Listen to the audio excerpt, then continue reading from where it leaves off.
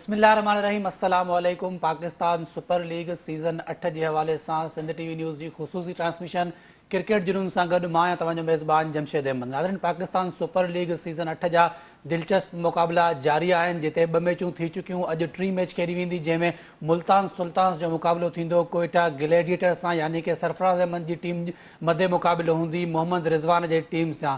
उनखां अॻु में जेके 2 मैचूं थी चुकियूं आहिनि, उन में जंहिं टीम टास कटी आहे उन्हनि टीमुनि में जेका आहे मैच हाराई आहे। जेको गुज़िरियल साल या गुज़िरियल 2-3 सालनि खां वठी ईअं थी रहियो हो त जेका टीम टास कटे पई उहा ई मैच कटे पई। पर हिन PSL में तक़रीबन ईअं थियो आहे, 2 मैचुनि में बहरहाल ईअं थियो आहे त जंहिं टीम टास कटी आहे उन टीम मैच लूज़ कई आहे। तक़रीबन जेका कराची किंग्स हुई, कराची किंग्स पंहिंजे होम ग्राउंड में मैच लूज़ कई, जॾहिं त मुल्तान सुल्तान खे बि पंहिंजे होम ग्राउंड में शिकस्त थी। पहिरीं मैच में मुल्तान सुल्तान खे 1 रन सां शिकस्त थी, जॾहिं त गुज़िरियल राति कराची किंग्स खे पेशावर ज़ल्मी 2 रन सां शिकस्त ॾिनी। यानी कि जेके मुक़ाबिला आहिनि उहे बिल्कुलु दिलचस्प आहिनि। 1 ऐं 2 रन सां टीमुनि खे शिकस्तूं थी रहियूं आहिनि। अॼु जेका मैच आहे उन में मुल्तान सुल्तान ऐं कोयटा ग्लैडिएटर्स जूं टीमूं आम्हूं साम्हूं हूंदियूं। गुज़िरियल ॾियाड़ जेका मैच थी उन ते ॻाल्हि ॿोल कंदासीं। जेका अॼु मैच आहे उन ते पाण ॻाल्हि ॿोल कंदासीं। हिन ते ॻाल्हि ॿोल करण लाइ असांखे हिन वक़्तु स्टूडियो में ज्वाइन कयो आहे मज़हर एवान साहब। सर, बहुत शुक्रिया प्रोग्राम में वक्त देने के लिए। जैसे असांखे टेलीफोन लाइन पे ज्वाइन किया है स्पोर्ट्स जर्नलिस्ट आहिनि मुनीरुल हक साहब।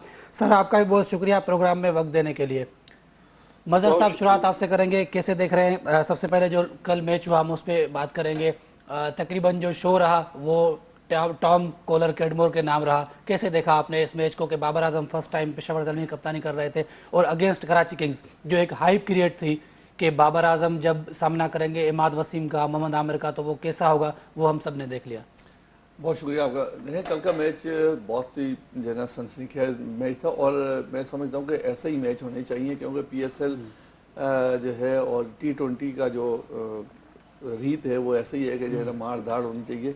लोग जो है इसीलिए ग्राउंड में आते हैं कि छक्के देखें, चौके देखें। और कल जो है और दूसरी नेशनल स्टेडियम की पिच जो है उसी तरीके से थी जिस तरीके से हुआ करती है कि बैटिंग पिच होती है। और जिस तरीके से बैटिंग पिच थी पहले जो है, जिस तरीके से जो है अपना पेशावर ज़ल्मी ने बैटिंग की और उसमें बाबर आजम ने बड़ी अच्छी बैटिंग की। उसके साथ जो है दूसरे प्लेयरों ने जो है आप देखेंगे 45 बॉलों पे 90 रन कर दिए। उसके बाद इन्होंने 45 बॉलों पे जो है 65 रन कर दिए।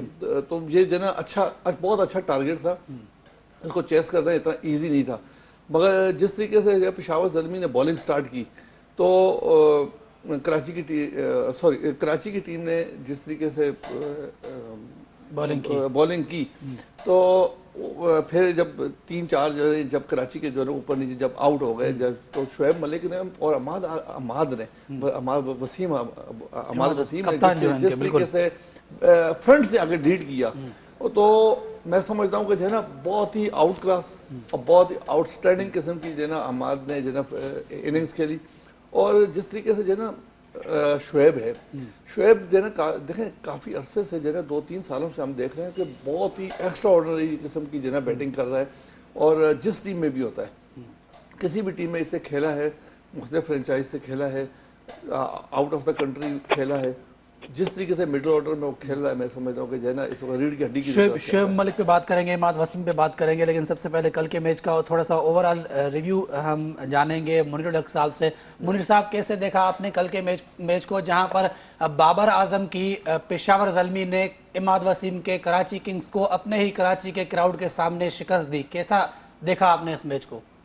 सबसे पहले तो बहुत शुक्रिया आपका, और जो मज़हर आवान साहब हैं उनको मेरा सलाम।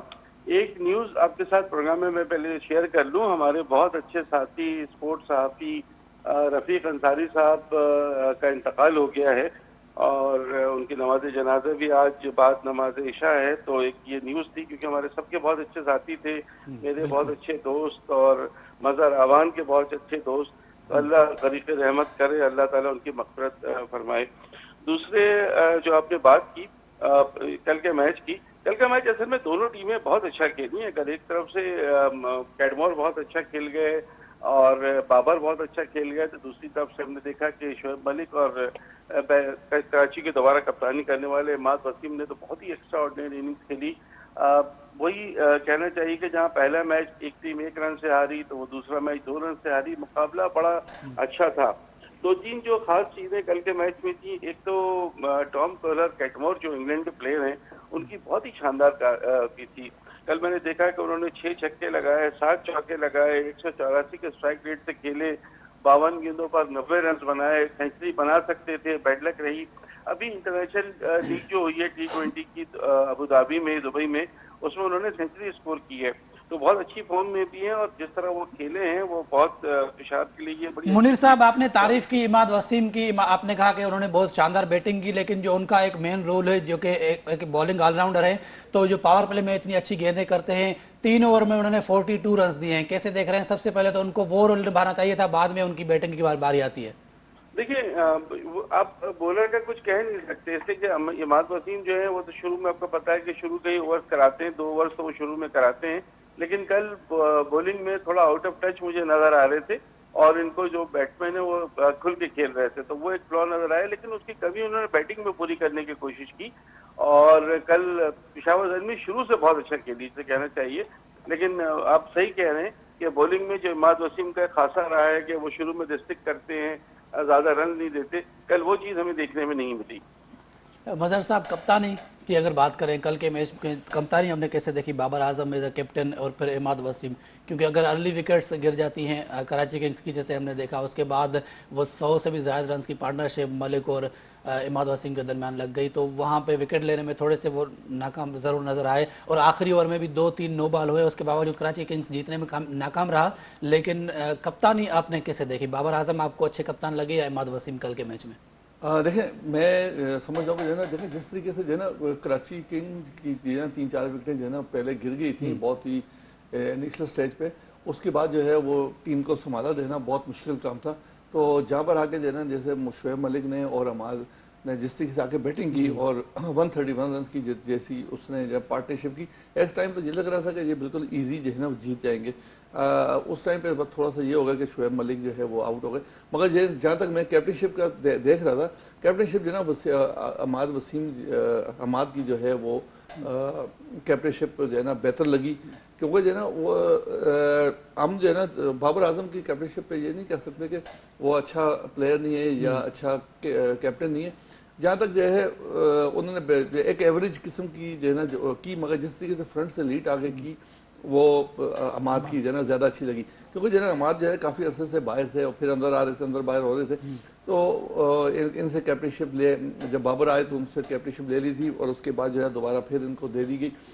तो मैं समझता हूँ कि समझता हूँ कि जो है ना आगे के मैचों में और ज़्यादा मैच्योरिटी के साथ और ज़्यादा अच्छे तरीके से जो है ना ये जो कैप्टन करेंगे और टीम को और ज़्यादा कॉन्फिडेंस से लीड करेंगे। सर मुनीर साहब, जिस तरीके से ये पार्टनरशिप थी, जिसके बाद हमने देखा कि तकरीबन वो टीम कराची किंग्स जो है वापस आ चुकी थी गेम में, और ऐसा लग रहा था कि इसके बाद शायद बेन कटिंग है वो आएंगे, वो हिटिंग करेंगे और अब आसानी कराची किंग्स जीतने में कामयाब होगा।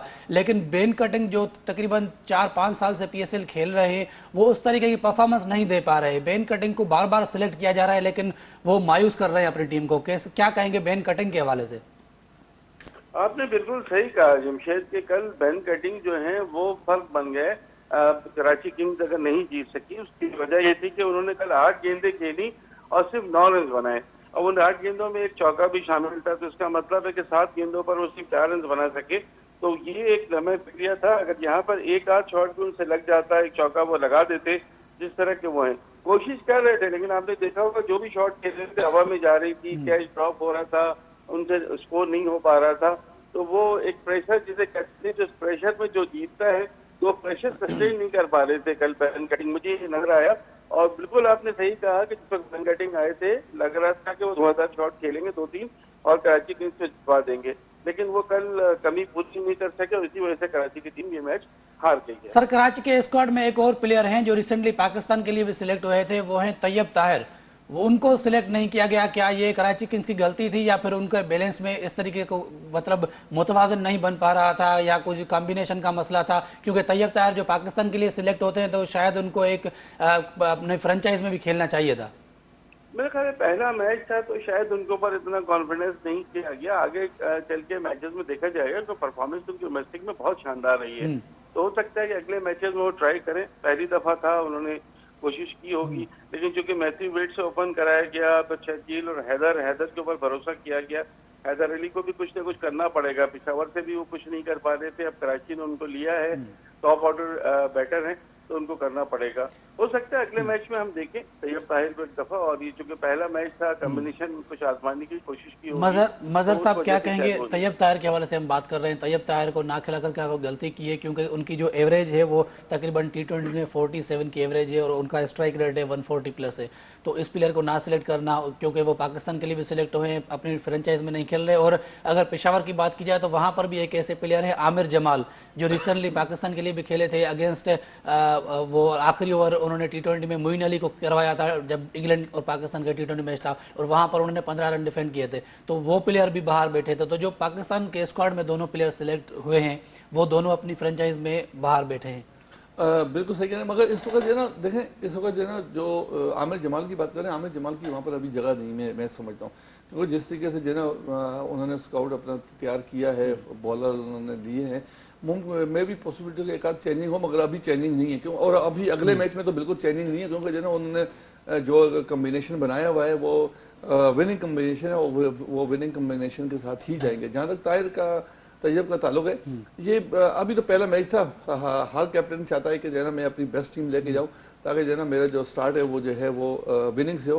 तो वो इत्तेफाकी बात के जो है वो ऐसा नहीं हो सका, क्योंकि जो है ना आपके पास जो है ना ऑलरेडी जो है शर्जील है, इसके साथ जो है ना आप जो है जिस तरीके से खिला रहे हैं, तो ये एक थोड़ा सा बैड लक हुई है शर्जील के साथ। अगर शर्जील जिस तरीके का प्लेयर है, अगर वो थोड़ा टाइम अगर 5-6 ओवर अगर रुक जाता तो मैं समझूंगा सिचुएशन बहुत चेंज होती। शर्जील खान और हैदर अली के हवाले से क्या कहेंगे? वो मुसलसल मौके मिलते हैं उनको, लेकिन वो टीम में आते हैं फिर बाहर चले जाते हैं। देखिए शर्जील का जहाँ तक ताल्लुक है, शर्जील तो परफॉर्मेंस दे रहा है, तो जहाँ तक जो है लेकिन वो रिसेंटली BPL में फेल हुए हैं, यहाँ भी पहले ही मैच में वो जल्दी आउट हो गए। देखें ये एक चांस होता है, देखिए ये एक बॉल का गेम होता है। बहरहाल जहाँ तक जो है ना परफॉर्मेंस अगर देखें कि रेगुलर तौर पे तो वो परफॉर्मेंस दे रहा है, और जाहिर बात है जो है ना आहिस्ता आहिस्ता जो है ना ये पहला मैच था, थोड़ा प्रेशर भी होता है अपने क्राउड के सामने खेलना।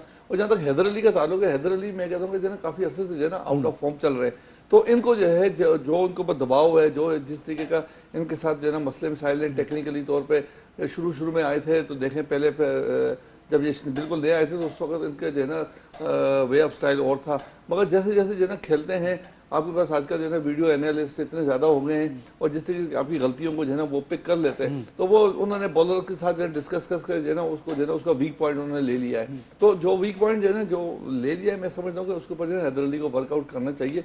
और जो है एक अभी उम्र भी कम है उसकी, और अभी बैट्समैन बहुत अच्छा है, जो जायराना बैट्समैन है, तो उसको यही है कि जो उसकी जहाँ से वो आउट हो रहा है उसको जो है ना उस पर काबू करना चाहिए, ताकि जो है ना वो जो है ना बेहतर खेल सके, क्योंकि ये आगे पाकिस्तान का मुस्तकबिल है, मैं समझता हूँ। मुनीर साहब, कुछ इंजरीज की अपडेट्स भी आ रही हैं, जहां पर शाहनवाज दाद नहीं तो पहले ही रूल आउट हो गए हैं, उनकी जगह इलियास को शामिल किया गया है मुल्तान के स्क्वाड में। और कल हमने देखा कि मीर हमजा की उंगली वो भी फ्रैक्चर हुई है, और अपडेट्स ये आ रही है कि शायद मीर हमजा का भी ये आखिरी मैच था और उनको भी रिप्लेस कर दिया जाएगा बहुत जल्द। क्या कहेंगे? ये बार बार इंजरीज हो रही हैं, और स्पेशली मीर हमजा का इंजर्ड होना कितना बड़ा नुकसान है, क्योंकि कल उन्होंने 2 ओवर में सिर्फ 13 रन दिए और शायद यही फर्क था आखिर में। नहीं, आप बिल्कुल सही कह रहे हैं, बहुत अनफॉर्चुनेट है। शाहनवाज धानी भी बड़े पॉपुलर प्लेयर हैं, कल वो मुल्तान से खेले, उनको उंगली की इंजरी हो गई है, उनकी फिंगर इंजरी की वजह से वो रूल आउट हो गए, अब पूरे PSL में नजर नहीं आएंगे। मीर हमजा का जैसा आप बता रहे हैं, कल वो चले गए थे, फिर बॉलिंग के लिए नहीं आ सके। अगर उनकी इंजरी भी सीरियस है तो ये काफी कंसर्न है इन टीमों के लिए। दोनों ही प्लेयर अच्छी फॉर्म में थे, और मीर हमजा आपको पता है कि अभी जगह भी बनाई उन्होंने टीम में, डोमेस्टिक में बड़ी अच्छी परफॉर्मेंस। धानी तो ऑलवेज पॉपुलर है, तो ये थोड़ा सा जिन टीमों में के लिए ये नहीं खेल पाएंगे उनको फर्क तो पड़ेगा, ये तो आपकी बात सही है बिल्कुल। सर, मीर हमजा के हवाले से क्या कहेंगे? फिर हम आज के मैच पे आएंगे। देखा मीर हमजा जो है बहुत एक्स्ट्राऑर्डिनरी जो है ना उन्होंने जो है ना पिछला PSL खेला था, और कितना अनफॉर्चुनेट है कि अगर वो सिर्फ एक मैच खेल के ही बाहर चले जाएं। और कल साइम अयूब को भी हमने देखा, साइम अयूब को हर कोई चाहता था कि उनको खेलता हुआ हम देखें, लेकिन वो भी जिस तरीके से रन आउट हुए तो वो भी एक अनफॉर्चुनेट था। देखिए कोई भी ये चाहता नहीं है कि मैं इंजर्ड हो जाऊं या मैं कोई आउट हो जाऊं, तो बादल जो ना इंजर्ड होना जो ना मैं समझता हूँ कि लेकिन इस प्लेयर की जो मेहनत है, जो यहाँ तक पहुंचने में उसने मेहनत की है, जो डोमेस्टिक उसने खेला हुआ है इतने सालों से। देखिए बिल्कुल हर प्लेयर जो देखें एक स्टेज पे आने के लिए हर बंदे की बहुत बड़ी मेहनत होती है, और पीछे कितने साल लगे होते हैं, तो और उसके बाद जो है ना जिस तरीके से आके कुछ प्लेयरों की सर मेहनत होती है, कुछ की दोस्तियां यारियां भी होती हैं। नहीं ये प्लेयर तो मैं समझता हूँ नहीं, मीर हमजा और जो है ना जहाँ तक मैं बहुत बहुत ज़्यादा देखें उन्होंने कायद आज़म ट्रॉफी में बहुत अच्छा खेला। उसके बाद मीर हमजा जो है ना मुस्तकिल तौर पे जो है ना बाहर हुआ फिर अंदर आया और जिस तरीके से जो है ना उसकी परफॉर्मेंस लास्ट PSL में थी वो बहुत ही एक्स्ट्राऑर्डिनरी थी और बहुत अच्छा बॉलर है। और ये मैं समझता हूँ कि ये इनकी टीम के लिए नुकसानदेह है कि एक आपका मेन बॉलर जो है ना बाहर हो गया। और जहाँ दानी का ताल्लुक है, दानी नहीं होगा तो जो है ना एक जिसको बोले ना कि एक PSL का जिस तरीके से जो है ना एक शाहनवाज दानी पे जरूर आएंगे। मुनीर साहब क्या कहेंगे, मुल्तान सुल्तान या कोयटा ग्लेडिएटर्स कैसे देख रहे हैं आज के मैच को? ये हुए हैं वो भी कांटेदार मैच होगा ये तीसरा मैच भी। और मुल्तान की टीम तो दूसरा मैच खेल रही है, कोयटा अपना पहला मैच खेलेगी। मुल्तान ये चाहेगी कि दूसरा मैच एटलीस्ट जीते ताकि उसे पिछली जो शिकस्त हुई है उसकी कमी को पूरा किया जा सके। और कोयटा ये चाहेगी कि जो फातिहाना अंदाज करे, क्योंकि जाहिर है अब सरफराज अहमद ज़्यादा कॉन्फिडेंट हो गए हैं, उनको टीम में पाकिस्तानी शामिल किया गया था, टीम अच्छी है। इफ्तिखार अहमद को हम देख रहे हैं, वहाब रियाज को 6 छक्के मारने के बाद इफ्तिखार मेनिया के नाम से अब उनको जाना जा रहा है और सब उनकी बैटिंग को देखना चाह रहे हैं। और रिजवान ने भी मुल्तान से बहुत अच्छी बॉलिंग की थी, बैटिंग की थी, 50 गेंदों पर 75 रन बनाए थे। तो ऑल इन ऑल एक अच्छा मुकाबला हमें देखने को मिलेगा।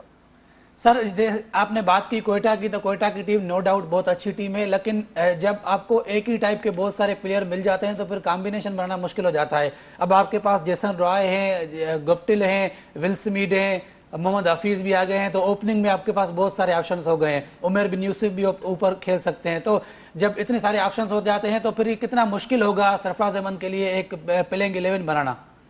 देखिए, मार्टिन गप्टिल तो पिछली दफा भी कराची की टीम में थे, आपको याद होगा। तो वो चूंकि अपनी एक उम्र गुजार चुके हैं तो उनको ले जरूर लिया गया, लेकिन मेरे ख्याल प्रायोरिटी में नहीं होंगे। जेसन रॉय होंगे, उसके साथ विल स्मिथ ओपन कर सकते हैं और हफीज जो है वो 2 डाउन आएंगे। जिस तरह हम देखते हैं हफीज नॉर्मल इसी नंबर पर बैटिंग करते हैं। तो ये जो चीज़ है मोहम्मद हफीज का शामिल होना कोयटा की टीम में, मोहम्मद हफीज जो है टॉप 5 रन बनाने वालों में शामिल है PSL में जो जिन 4 खिलाड़ियों ने उनसे ज्यादा रन बनाए हैं आपको उनका पता है, ये 5वें नंबर मौजूद हैं। बाबर, फखर जमान, कामरान अकमल और शोएब मलिक के बाद इनका 5वां नंबर है। सबसे ज्यादा रन बनाए इन्होंने 1596 रन, यानी 1596 रन, 9 इनकी 50s हैं। तो इनका जो एक्सपीरियंस है 200 से ज्यादा इनकी T20 विकेटें हैं। तो ये जो एक्सपीरियंस है ये इनके बहुत काम आएगा। इफ्तिखार अहमद का मैं आपको बता चुका हूँ, खुद सरफराज, फिर नवाज, तो इनके पास टीम बहुत अच्छी है। तो अब उम्मीद यही है कि कोयटा की टीम टफ मैच खेलेगी। दूसरी तरफ मुल्तान भी आपको पता है रिजवान जो है वो सरफराज अहमद आपको क्या लगता है कि कौन से नंबर पर बैटिंग करने आएंगे या उनको किस नंबर पर बैटिंग करनी चाहिए, क्योंकि वो कोशिश कर रहे हैं कि किसी ना किसी तरीके अब वो पाकिस्तान टीम में वापस आए? मेरा ख्याल है 5वें या 6ठे नंबर पर वो आएंगे, जो नॉर्मली वो जिस नंबर पर बैटिंग करते हैं। ओपनर या 1 डाउन तो नहीं आएंगे, उम्मीद नहीं है। मदर साहब क्या कहेंगे? कुछ दिन पहले वो एक टीवी चैनल को इंटरव्यू दे रहे थे जहां पर उन्होंने कहा था मैं कोशिश करूंगा टॉप ऑर्डर में बैटिंग करूं, शायद वो 3रे या 4थे नंबर पे आने की सोच रहे हैं, क्योंकि अब मोहम्मद हफीज आ गए हैं। ये उससे पहले का बयान है। देखिए फ्रंट से लीड करना चाहिए जितने भी कैप्टन है जना। तनकीद भी इसी वजह से होती थी सरफराज के, वो पीछे नंबर पे, पीछे नंबर से वो फिर उनको ये कहा जाता था कि ये डरपोक हैं, एक उन पर लेबल लग गई। हालांकि वो चाहता था टीम जीते किसी ना किसी तरीके से, लेकिन फिर ये कहा गया कि वो, और इसी तरीके से शायद वो टीम से बाहर हो गए। बिल्कुल सही कह रहे हैं आप। जना वो टीम के लिए, वो एक टीम प्लेयर है और टीम के लिए खेलता है और वो चाहता है कि मेरी टीम जो है ना जीते, ना कि वो जो है ना सेल्फिश तरीके से जो है ना वो आ जाए और आके जो है ना अपनी टीम को अपने आप को ज़ाया करे या टीम की जो है ना उसको ज़ाया करे। बहरहाल मैं समझता हूँ कि जो है ना जिस तरीके का जो है ना प्लेयर है सरफराज जैसे कि अगर 5-6 ओवर खड़ा होता है तो आपको पता नहीं चलता कि उसको 25-30 रन हो जाते हैं, क्योंकि वो रन निकालना जानता है। तो अगर जो है ना अब जो है 1 डाउन तक तो खैर जो है ना आप नहीं आ सकते। अब मेरे ख्याल में 4थे या 5वें नंबर पे अगर आना चाहें तो जो है ना बीच में आपको जगह मिल सकती है, क्योंकि ये हिटे भी मार सकता है। मोरल कितना हाई होगा उस एग्जीबिशन मैच के बाद जहां पर इफ्तिखार अहमद ने 6 छक्के लगा दिए। उसके बाद उमर अकमल भी इस टीम में मौजूद हैं। लास्ट ईयर उमर अकमल ने 2-3 मैचेस खेले थे कोयटा के लिए और ज़बरदस्त परफॉर्मेंस दी थी। फिर नवाज हैं आपके पास, सरफराज अहमद खुद हैं, हफीज हैं, तो टीम तो बहुत ज़बरदस्त लग रही है इस बार। मैं समझता हूँ कि बहुत बैलेंस टीम है और जिस तरीके से जो है एग्जीबिशन मैच के बाद जिस तरीके से उसने लेकिन सर इत्तेफाक कभी कभी जो बैलेंस टीमें होती हैं जो लगती हैं बाजार बैलेंस, कल हमने देखा कराची किंग्स में हमें लग रहा था शर्जील खान आएंगे, हैदर अली आएंगे तो वो जिस तरीके से ताबड़तोड़ हमले करेंगे, लेकिन फिर वो आते ही ऐसा होता है, बिल्कुल होता है कि जो है ना कभी कभी टीमें चलती नहीं है, क्योंकि सारे बड़े प्लेयर होते हैं। देखें बड़े प्लेयरों से जो है ना टीमें कभी नहीं जाती, कम्बिनेशन से जीतती हैं। अगर जिस टीम का जो है ना कम्बिनेशन जितनी जल्दी है वो बनेगा और जितना लेकिन आपस में सर होगा, जब तो एक बड़ा प्लेयर आपकी टीम में मौजूद हो, उसको बेंच पर बिठाना फिर ये कितना मुश्किल डिसीजन होता है, क्योंकि मुनीर साहब ने कहा कि शायद मार्टिन गप्टिल प्लेइंग 11 में ना हो, वो बाहर बैठे, तो ये कितना बड़ा डिसीजन हो सकता है, दिलेरी वाला डिसीजन होगा? देखिए बहुत बड़ा डिसीजन होता है, क्योंकि जो है ना एक बहुत बड़ा प्लेयर है जो ना, ऐसा नहीं है कि जो है ना वो जो है, मगर ऐसा ऐसा होता है कि आपको टीम के सिचुएशन के हिसाब से और मैच के सिचुएशन के हिसाब से आपको बैठना ही पड़ता है, बिठाना पड़ता है। और ये जो इंटरनेशनल प्लेयर है ये इस चीज़ को अंडरस्टैंड करते हैं कि हमारी कहाँ ज़रूरत है और कहाँ ज़रूरत नहीं है। इसमें कोई वो जो है ना बात नहीं है कि बुरा मनाने वाली बात, क्योंकि ये कोई क्लब क्रिकेट तो हो नहीं रही। तो हर प्लेयर जो है ना चाहता है कि मेरी टीम जो है जीते और वो दूसरे प्लेयर को 100% सपोर्ट करता है। सर मुल्तान सुल्तान पे आएंगे हम। मुनीर साहब कैसे देख रहे हैं जो पहला मैच मुल्तान सुल्तान ने लूज किया है, वो सिर्फ 1 रन से ही हारे हैं, तो वो कहाँ पर उन्होंने गलती की थी या कुछ पॉजिटिव्स उस मैच में जो मुल्तान सुल्तान के लिए हों? देखिए जो पहली विकेट की पार्टनरशिप थी 100 रन की, वो तकरीबन 13वें ओवर में मुकम्मल की थी मुल्तान ने, जब रिजवान और शान ने 100 रन बनाए थे।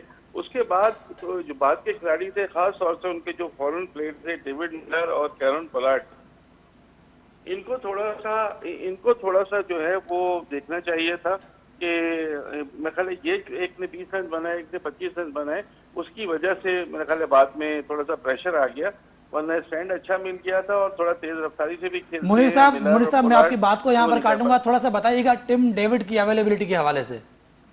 मुझे आवाज आपकी टिम डेविड के हवाले से कुछ पूछ रहे? जी मैं पूछ रहा था कि थोड़ा सा बताइएगा टिम डेविड की अवेलेबिलिटी के हवाले से। नहीं, मुझे एक्चुअल अभी उनकी अवेलेबिलिटी का पता नहीं है टिम डेविड की, इसलिए मैं आपको कोई अपडेट उसकी नहीं दे सकता। लेकिन अगर वो टीम में है तो फिर प्लेइंग 11 में तो उनकी 100% जगह बनती है। आपको पता है बहुत ही हार्ड हिटिंग बैट्समैन है वो। सर पहले मैच में मुल्तान ने क्या गलती की? हालांकि वो सिर्फ 1 रन से ही हारे हैं, लेकिन मैच तो हार गए हैं बहरहाल। देखिए वही मिडिल ऑर्डर वो परफॉर्मेंस नहीं दे सका जो परफॉर्मेंस देनी चाहिए थी।